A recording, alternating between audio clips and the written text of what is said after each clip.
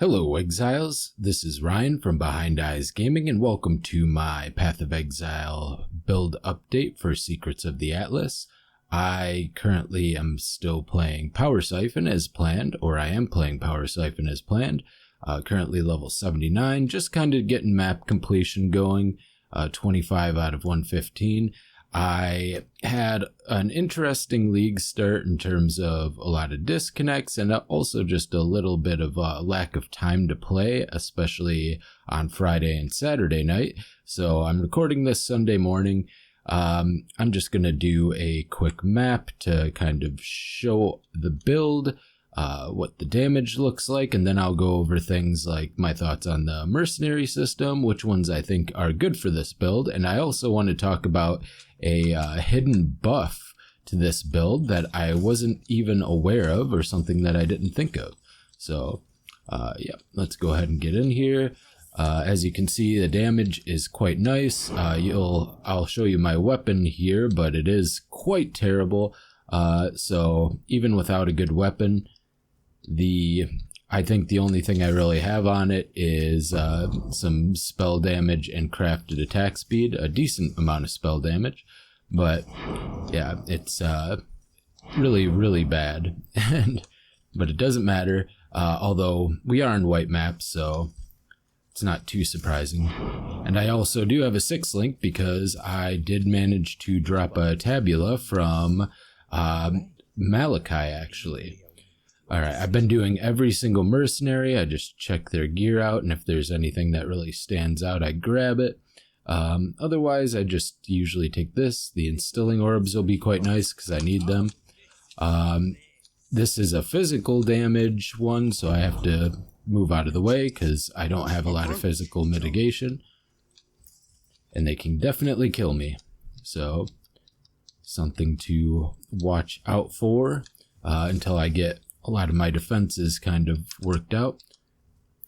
I also have my bleed immune on a weird flask, one that I normally don't, so I have died one time to corrupted blood because I pressed the wrong flask. I have it currently on this granite flask instead of my life flask like I normally have it on. And this is the bossing damage. It's not bad. In fact, it's much better than expected, and I'll explain why. In fact, it's better than it was last patch, despite the damage nerf, and there's a good reason for it. Actually, while I'm doing this Legion, I'll just talk about that. So, basically, the attack speed buff, kind of also, very much so, buffed Sacred Wisps, which are a big portion of the damage, especially for a single target.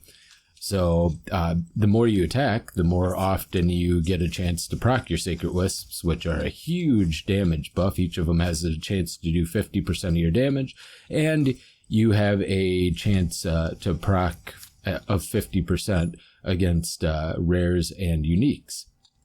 So, despite losing about 33% of the overall damage effectiveness on the skill, we actually kind of came out ahead because of that compared to mines. So, even bigger buff over mines. The mines are probably still very good. I've seen people running them when I've been checking things out. But yeah, we basically got double buffed for actual use of Power Siphon compared to Power Siphon mines. All right. So, this is the Mercenary I'm currently using. I do really like the Kineticist. There's a couple of other ones that I really like. I only have 2 right now, but the Smolder Strike is nice as well because they can get Anger, and Anger is quite good as well. I have Haste on my Kineticist, but the Smolder Strikes are great because they're practically unkillable. They have a huge amount of health, huge amount of regen. They have some armor. They're just really solid, block chance and everything. So overall, they're quite good. This is my current Mercenary. I haven't replaced any of the gear yet. I will probably do that, although level 69, probably going to replace that at some point, so maybe I won't even bother. But the big draw for here, 3 big ones. Flame Wall. Flame Wall is huge for Power Siphon, and every kineticist I've seen has had Flame Wall. They just cast it on the boss, and you get a big bonus of damage because you're attacking through the Flame Wall, and your projectiles will get the added fire damage. So really, really nice to have that. Inspiring Cry gives damage and mana regen. I use that in the campaign. Even just Flame Wall and Inspiring Cry from a kineticist in the campaign was a huge, huge boon. A lot of the campaign ones I had did not have an aura.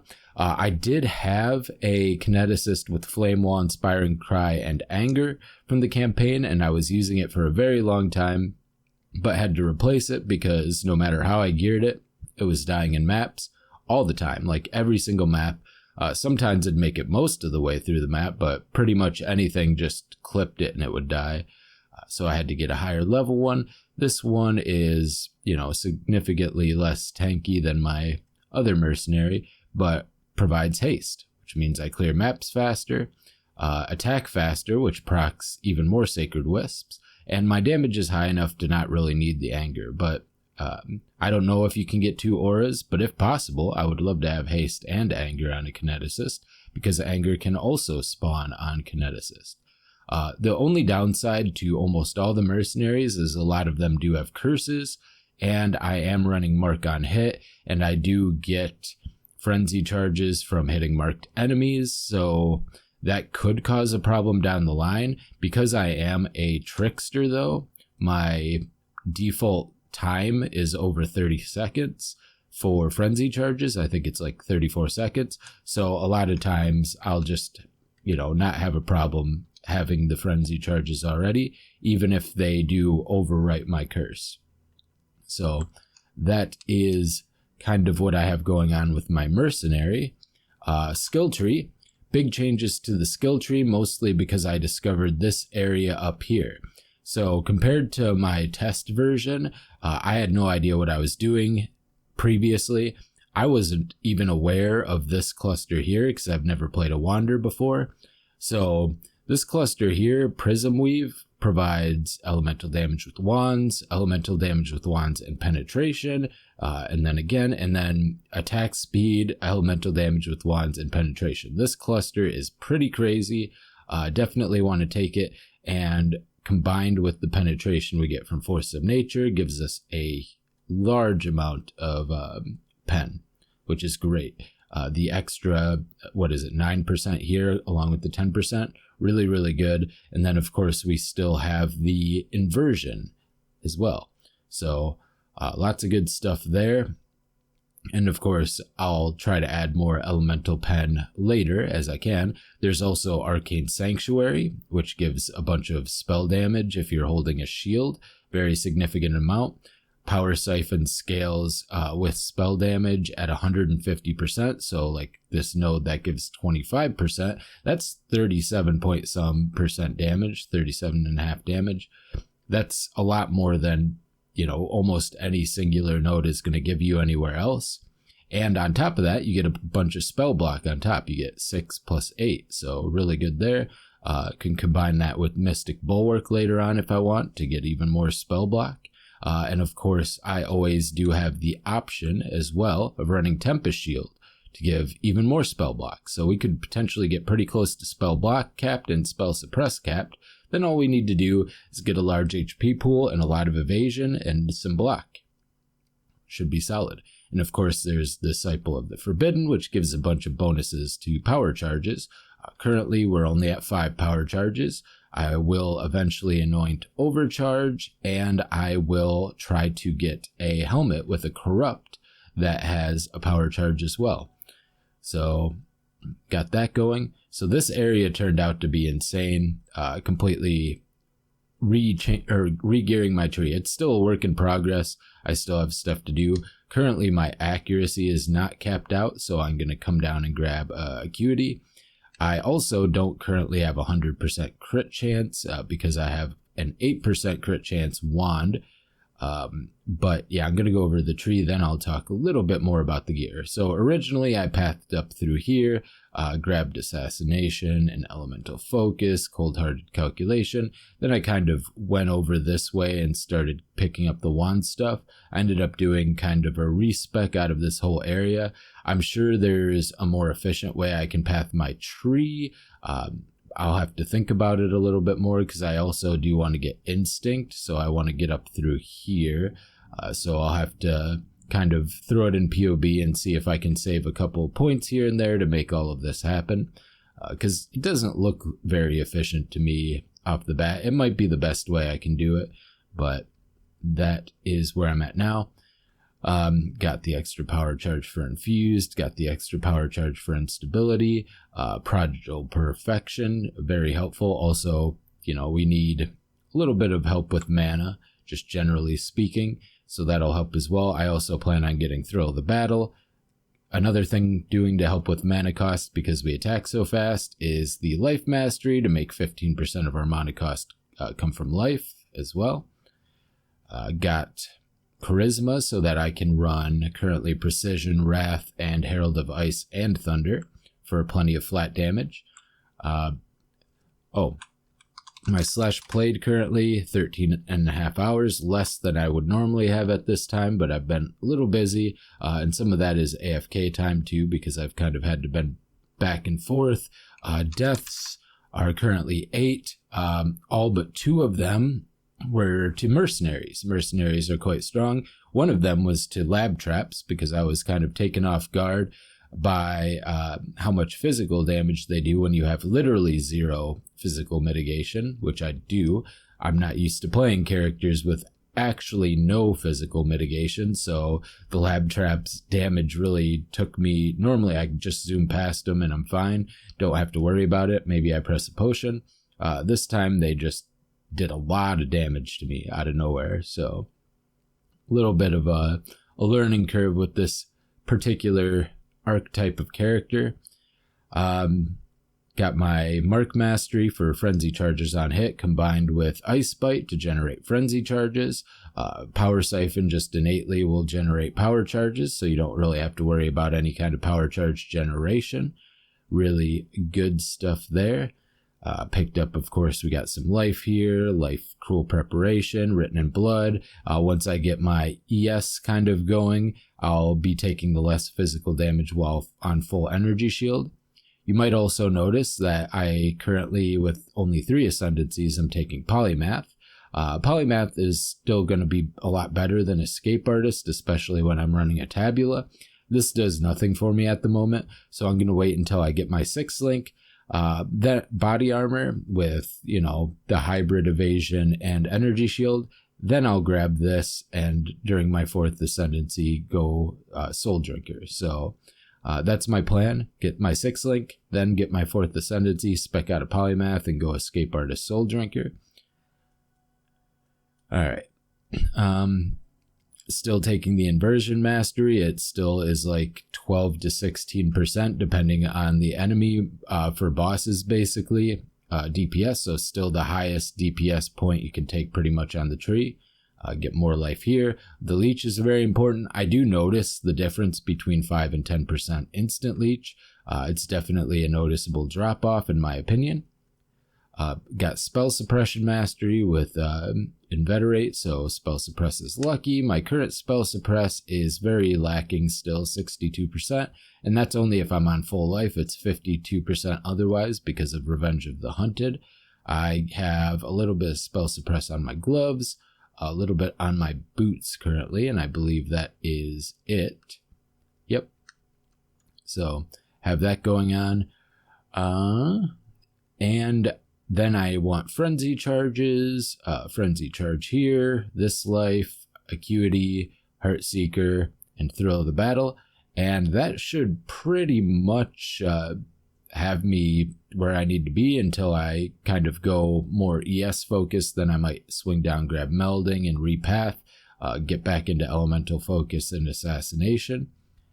One thing that I can do since I'm up here that I didn't really think about is if I want to go the Heat Shiver route, there's Winter's Embrace right here, which is incredible. 60% freeze duration is a whole lot of freeze duration. So that it is 3 points through 2 basically worthless nodes. So maybe it might not be worth it, but it's something I can consider at least. Not really sure on the mastery there. But that is the tree as it stands and kind of my plans for it going forward. Go over the gear here. I have this wand. It has some physical damage, which I mostly am speccing into elemental damage, so that is kind of worthless. But then it has spell damage, a decently high roll, and crafted attack speed. This is a terrible wand. I just have not found anything to replace it yet, unfortunately. I'm sure I'll get a better wand. If not, I'm going to buy them. Wands are a little expensive, so at the moment, like a lot of the ones that would be a significant upgrade for me were, 30, 40 chaos.